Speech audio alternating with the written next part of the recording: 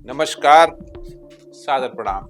मैं doctor Om Prakash Mishra, the Sanket live से।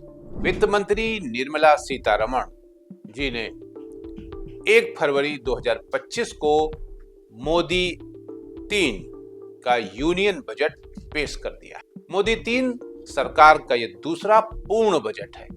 इससे पहले लोकसभा चुनाव 2024 के बाद 23 जुलाई 24 को सरकार ने अपना पहला आम बजट पेश किया था। वित्त मंत्री निर्मला सीतारमण का ये लगातार 8वां बजट है। इससे पहले मोरारजी देसाई ने लगातार 6 बजट पेश किए थे।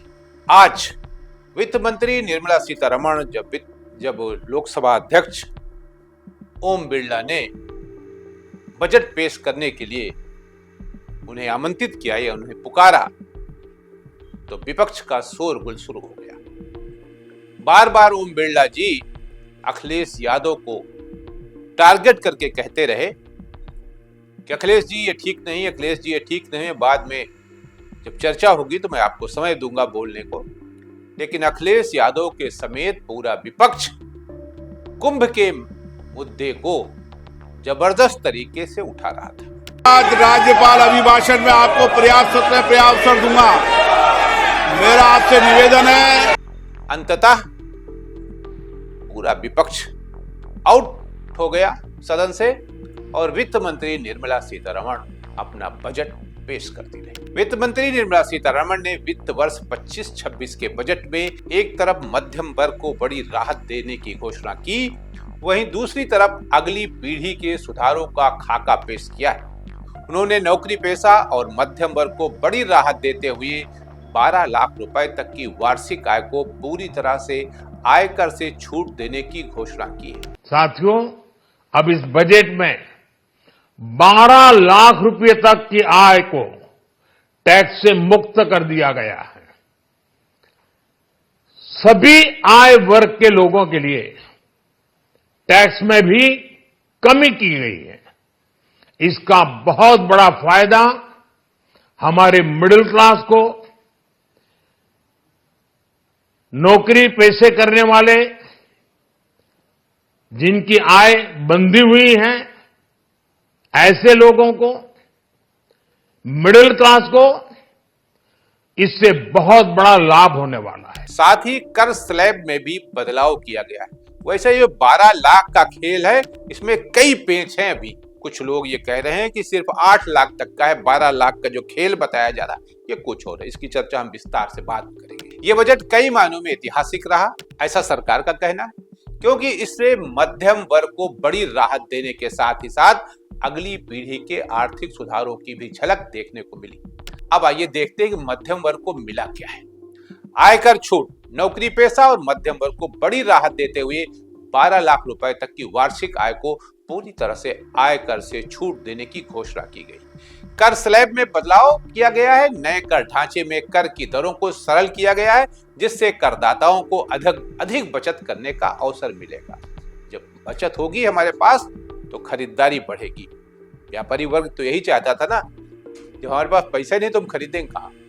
होम लोन पर ब्याज छूट, ग्राहक खरीदारों के लिए होम लोन पर ब्याज दरों में अतिरिक्त छूट का प्रावधान किया गया। आवश्यक वस्तुओं पर जीएसटी में कटौती की गई, जिससे रोजमर्रा की चीजें सस्ती होंगी। सरकार ने हेल्थ केयर और एजुकेशन सेक्टर में निवेश बढ़ाने की योजना बनाई, जिससे मध्यम वर्ग को बेहतर सुविधाएं मिलेंगी। अब हम इस पर विपक्ष की प्रतिक्रिया ले लेते हैं कि उन्होंने किसने क्या कहा। कांग्रेस नेता और लोकसभा में नेता प्रतिपक्ष राहुल गांधी ने कहा यह बजट सिर्फ दिखाने का है। मध्यम वर्ग को जो छूट दी गई है वो अस्थायी है और महंगाई पर कोई ठोस कदम नहीं उठाएगा। दूसरी तरफ अखिलेश यादव जो समाजवादी पार्टी के हैं, बजट में उत्तर भारत के किसानों और छोटे व्यापारियों की अनदेखी की बात कही है। ममता बनर्जी पश्चिम बंगाल की मुख्यमंत्री हैं, उन्होंने कहा यह बजट बड़े उद्योगपतियों को फायदा पहुंचाने वाला है, आम जनता को इससे कोई विशेष लाभ नहीं मिलेगा। इस बात को लेकर द संकेत लाइव ने लखनऊ शहर की करीब 200 महिलाओं से बात की कि बजट पर उनकी प्रतिक्रिया क्या है। उन्होंने कहा ये तो हम तभी बताएंगे जब आलू का रेट, टमाटर का रेट, मटर का रेट कुछ कम पड़ेगा और पेट्रोल जो 500 रुपया रोज सुबह ले जाते हैं कार में डलाने का, वो जब कुछ कम पड़ेगा तो हम समझेंगे कि बजट में कुछ मिला है मध्यम वर्ग को।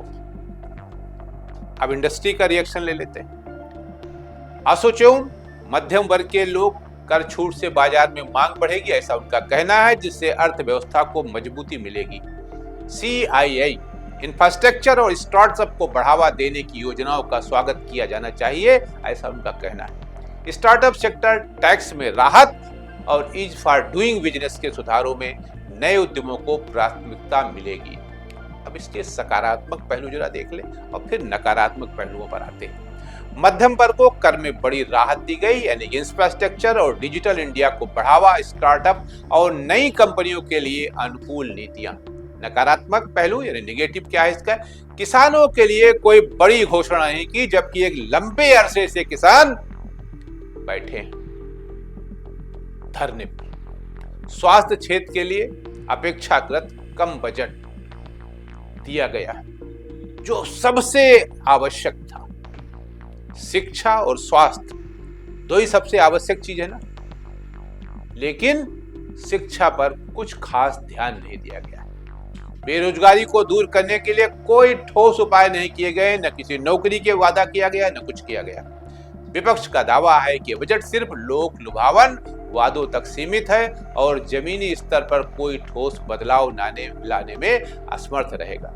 विपक्षी नेताओं का कहना है इस बजट में लंबी अवधि की आर्थिक स्थिरता और संरचनात्मकता का सुधारों की कमी है। उनका आरोप है कि सरकार ने चुनावी फायदे के लिए खास तौर से दिल्ली विधानसभा के चुनाव जो 5 तारीख होने वाले हैं और इसी 2025 में बिहार के चुनाव होंगे, इसको ध्यान में रखकर इस तरह की घोषणाएं की गई।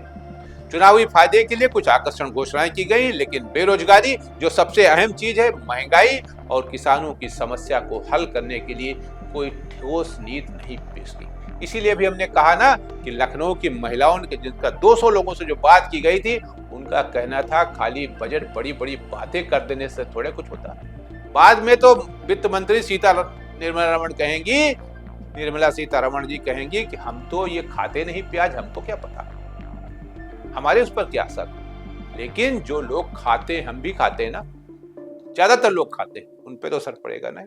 आज के लिए इतना है, नमस्कार।